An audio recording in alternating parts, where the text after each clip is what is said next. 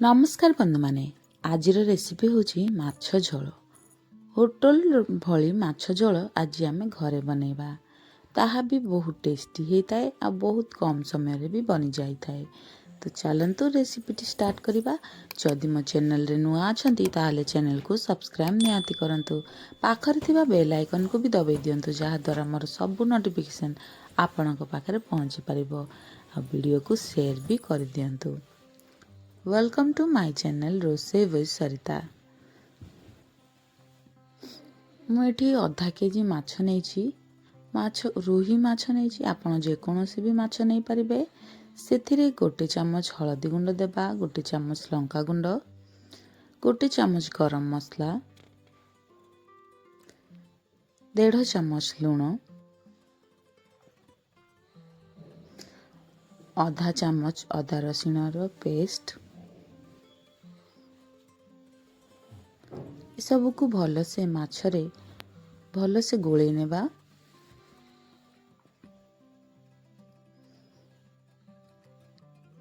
गोलेला परे 10 मिनिट पई या को छाड़ी देबा।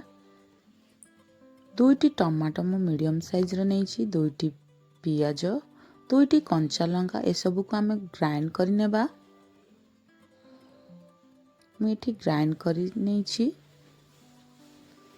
प्रथमे गोटे कढ़ई नेबा। कढ़ई रे तेल देबा।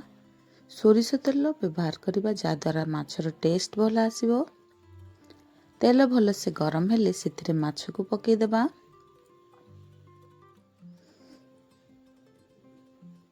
तेल भल से गरम हेले ही माछ को पकेबे जा द्वारा माछ भांगीबनी। तो माछ को पूरा क्रिस्पी हेला पर्यंत दुई साइड को फ्राए करि नेबा।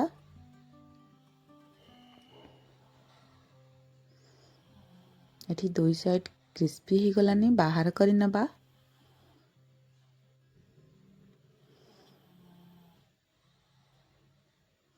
हेई आसिलानी। बाकी थिबा सब माछ को आमे एमिति ही भाजी नेबा।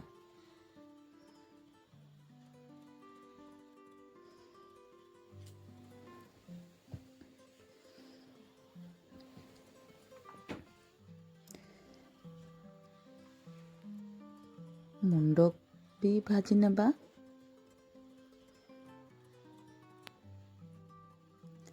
सेथिरे आमे गोटे चामच अदा रसुण पेस्ट देबा। पेस्ट को गोटे मिनट भाजी नेबा। भाजी हिला परे सेथिरे बाटी रखी थिबा पियाज कंचा लंकार पेस्ट को पके देबा। एहा को भी गोटे रु 2 मिनट भाजी नेबा।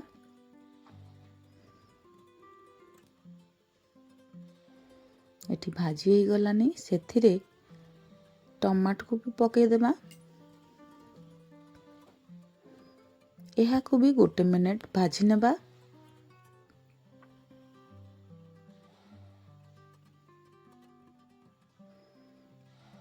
सेथिरे मसला ऐड करिबा। मसला रे गोटे चामच हळदी गुंड,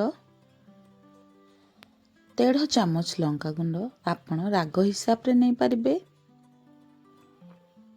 1.5 चामच धनिया गुंड,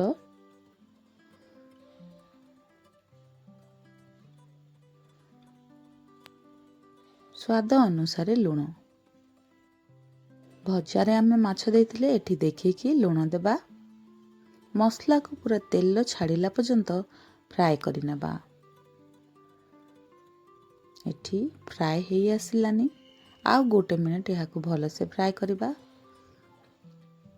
देखंतु पूरा मसला भल से भाजी आसिलानी आ कलर भी बहुत भल आसीची। सेथिरे पानी दे देबा। पानी मु एठी 1.5 कप पानी नेछि। आपण जेतिकी ग्रेवी रखिबे सेतिकी देखिकी पानी नेबे। तो गैस को हाई करिकी कभर करिकी यहाँ को भल से फुटै नेबा।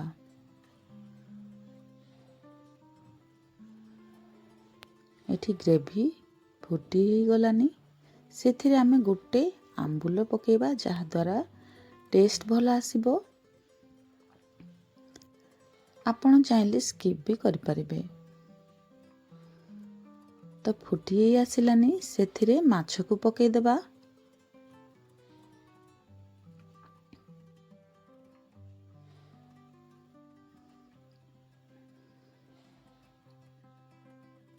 ଆଉ 1-2 ମିନିଟ୍ ଏହାକୁ ଫୁଟେଇ ନେବା।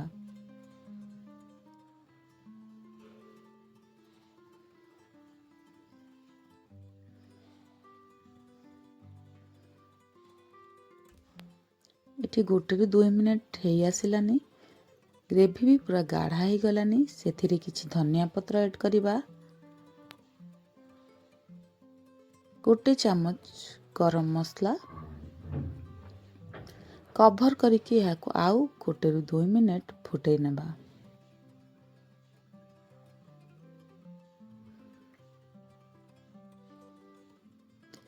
ଏଠି ହେଇ ଆସିଲାନି ମାଛ ଝୋଳ। ଆଜିର ରେସିପିଟି କେମିତି ଲାଗିଲା କମେଣ୍ଟ କରିବାକୁ ଜମାରୁ ଭୁଲିବେନି। ଯଦି ଫେସବୁକରେ ଦେଖୁଛନ୍ତି ତାହେଲେ ଚ୍ୟାନେଲକୁ ଫଲୋ ନିହାତି କରନ୍ତୁ। ଧନ୍ୟବାଦ।